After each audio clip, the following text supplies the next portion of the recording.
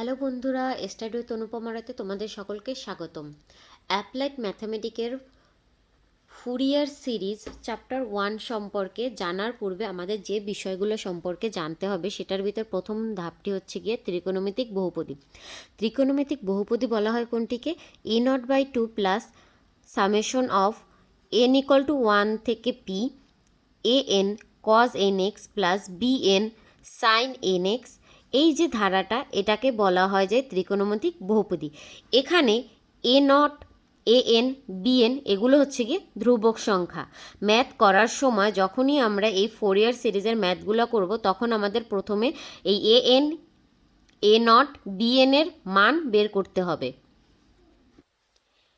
এখানে সর্বদা পি একটি যোগবোধক পূর্ণ সংখ্যা, যার মান 0 থেকে বড়। আবার অনেক সময় এই ত্রিকোণমিতিক বহুপদীকে যদি অসীম ধারায় লেখা হয়, সেক্ষেত্রে এটাকে বলা হবে ত্রিকোণমিতিক সিরিজ। এবার আমরা দেখব মাইনাস পাই থেকে পাই ব্যবধিতে ফুরিয়ার ধারা।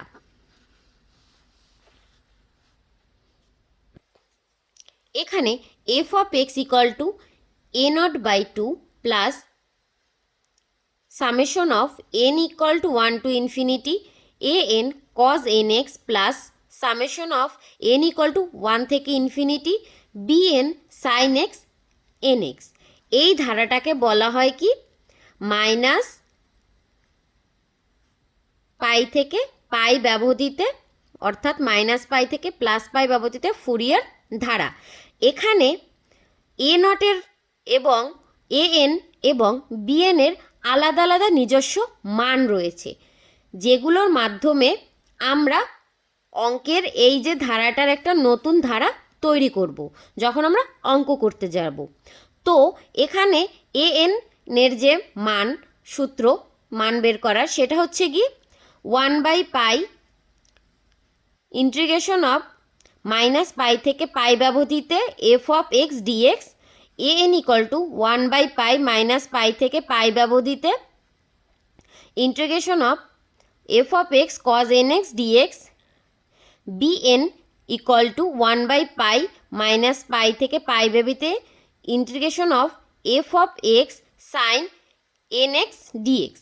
এই প্রত্যেকটার আলাদা আলাদা মান আমরা পাবো গিয়ে অঙ্ক করার সময়, এবং সেই মানটা বের করার পর এই যে ধারাটা আছে, এই ধারাটাতে যখন আমরা বসাবো, তখন আমরা নতুন একটি ফুরিয়ার ধারা পাবো, যা আমরা পরবর্তীতে অঙ্কের মাধ্যমে জানব। এরপরে আমরা পাচ্ছি অর্ধপাল্লা ফুরিয়ার সাইন ধারা। অর্ধপাল্লা ফুরিয়ার সাইন ধারা হচ্ছে গিয়ে F of x equal two summation of N equal to 1 থেকে ইনফিনিটি, যেখানে এন এর মান 1 থেকে ইনফিনিটি bn সাইন nx। এটা হচ্ছে গিয়ে অর্ধপাল্লা ফুরিয়ার সাইন ধারা। এখানে সবসময় সাইনের যে অংশটা সেটা থাকবে, যেটা আমরা এর আগের ফুরিয়ার ধারায় পেয়েছি। এই যে সাইনের অংশটা, এই অংশটা থাকবে a0/2, আর এই যে an এর মান, a0 আর an এর মান আর কজ এই সাইন ধারায় কখনো উল্লেখ থাকবে না। যেটা আমরা দেখতে পাচ্ছি bn এর জন্য 2/পাই ইনফিনিটি 0 থেকে pi limit f of x sine nx dx। এবার অর্ধপাল্লা কোসাইন ধারায় আবার সেম প্রসেসে থাকবে গিয়ে, কোসাইন ধারা যখন হবে তখন সাইনের কোনো পদ থাকবে না, থাকবে এ নটের পদ আর কজের পদ।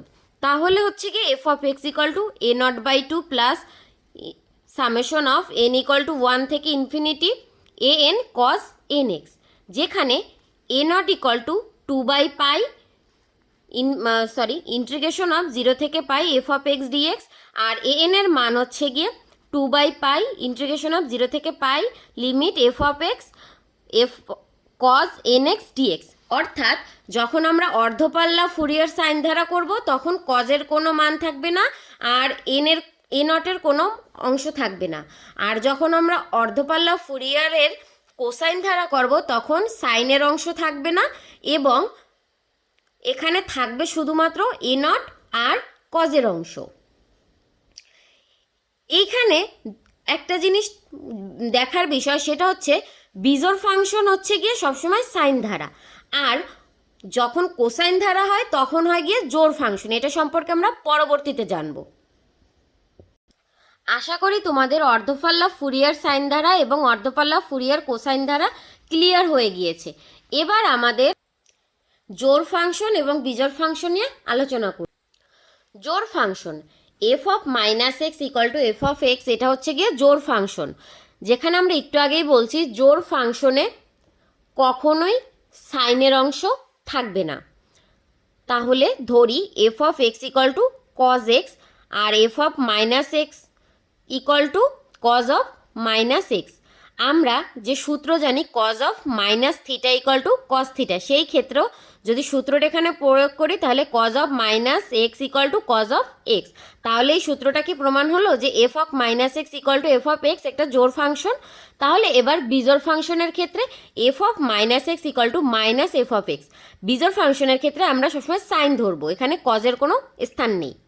তো ধরি এফ অফ সাইন এক্স, তাহলে F of minus X equal to sine minus X, যেটা পরবর্তীতে হবে মাইনাস সাইন এক্স। এই মাইনাস সাইন এক্স আমরা আবার এখানে পেয়েছিলাম কি minus sine X equal to F of X, তাহলে এখানে কি আসবে মাইনাস এফ অফ এক্স। তাহলে বিষয়টা কি দাঁড়ায়, F of minus X equal two minus F of X. তাহলে এটাকে আমরা ধরতে পারি বিজোড় ফাংশন। ওকে, এবার আমরা কিছু ইম্পর্টেন্ট সূত্র সম্পর্কে জানবো। এখানে এই সূত্রগুলো আমরা মুখস্থ করতেও পারি বা আমরা করার সময় বের করতেও পারি, কিন্তু যেহেতু এই ফুরিয়ারের অঙ্কগুলো অনেক বড় হয়, জন্য আমাদের এগুলো মুখস্থ করে ফেলা, মানগুলো একবার দেখে সেটা স্মার্ট ওয়ার্ক হবে। এজন্য কি করতে হবে, প্রথম সূত্রটা কি, ইন্টিগ্রেশন অফ মাইনাস পাই থেকে প্লাস পাই পর্যন্ত sine of N x D X এর মান 0। আবার একই পদ্ধতিতে ইন্টিগ্রেশন অফ মাইনাস পাই থেকে প্লাস পাই পর্যন্ত কজ এন এক্স এর ডিএক্স ইকুয়াল টু 0। আবার 3 নম্বর সূত্র, ইন্টিগ্রেশন অফ মাইনাস পাই থেকে pi sine m x into sine n x, sorry এখানে একটু মিস্টেক হয়েছে, এটা আমি ঠিক করে দিচ্ছি, একটা এম এক্স আর একটা N x dx equal to 0। এখানে মনে রাখার বিষয় হচ্ছে কি M not equal to N, আর এম আর এন এর মান সমান নয়। এবার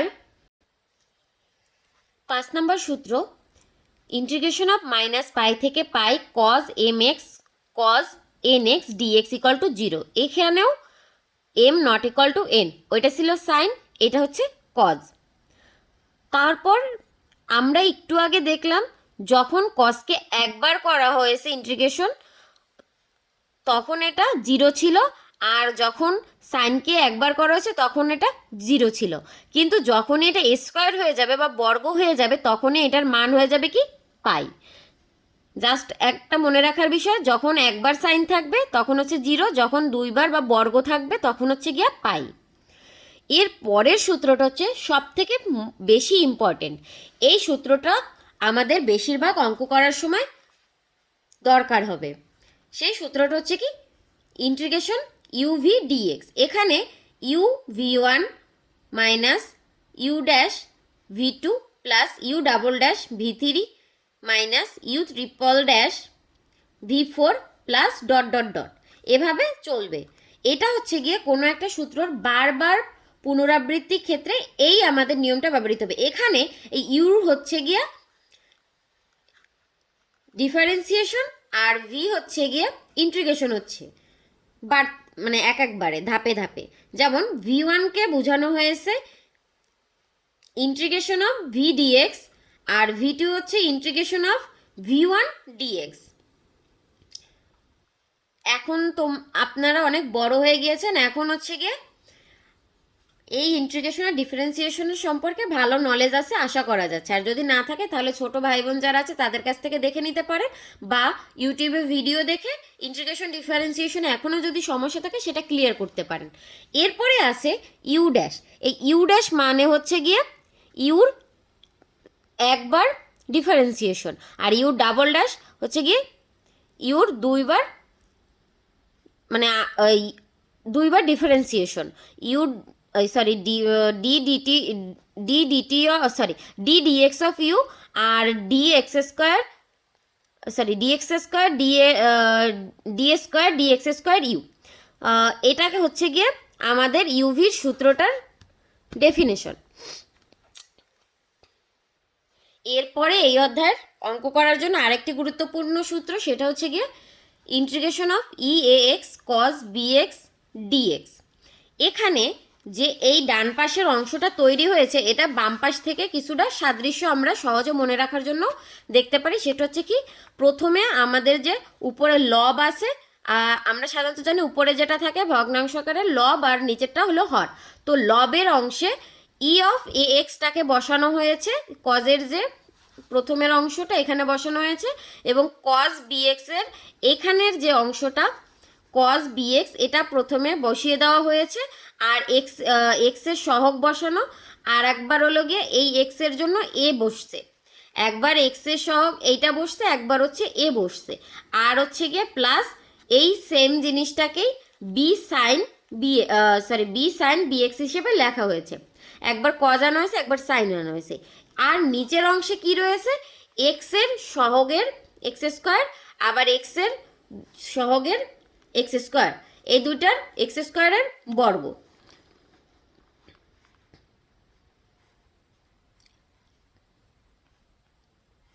এরপরে দ্বিতীয়টাও সেম, শুধুমাত্র একটাই প্লাস আর একটা হচ্ছে মাইনাস। এই যে integration of E A x sine b x ডিএক্সকে প্রথম অংশটা লেখা হয়েছে ই অফ এ এক্স, এরপরে এখানে সাইন বিএক্স এর জন্য সাইন বিএক্স লিখে এক্সের সহগ এ বসিয়ে দেওয়া হয়েছে, তারপরে মাইনাস এই সাইন যেহেতু লিখছি এই জন্য আমরা এখানে নিছি কস বিএক্স। আর সেম প্রসেসে এক্সের সহগ এর স্কোয়ার, আবার এক্সের সহগ বি এর স্কোয়ারের স্কোয়ারের যোগফল। তাহলে সূত্রগুলো সম্পর্কে আমাদের ধারণা ক্লিয়ার হয়ে গিয়েছে। আবার দেখা হবে পরবর্তী ভিডিওতে। আজকের মতো এখানেই বিদায় নিচ্ছি। ভিডিওটি ভালো লাগলে সাবস্ক্রাইব করে পাশে থাকবেন। আর আমাদের ফেসবুক পেজ এবং ইউটিউব সব জায়গায় গুরুত্বপূর্ণ আপডেটগুলো দেওয়া হয়, তাই চেক করবেন। এখানে সাজেশন এবং ভিডিওগুলোর নিত্য নতুন আপডেট দেওয়া হচ্ছে। ভালো থাকবেন সকলে। আজকের মতো এখানেই বিদায় নিচ্ছি। স্টাডি উইথ অনুপমার সাথে থাকার জন্য সকলকে অসংখ্য ধন্যবাদ।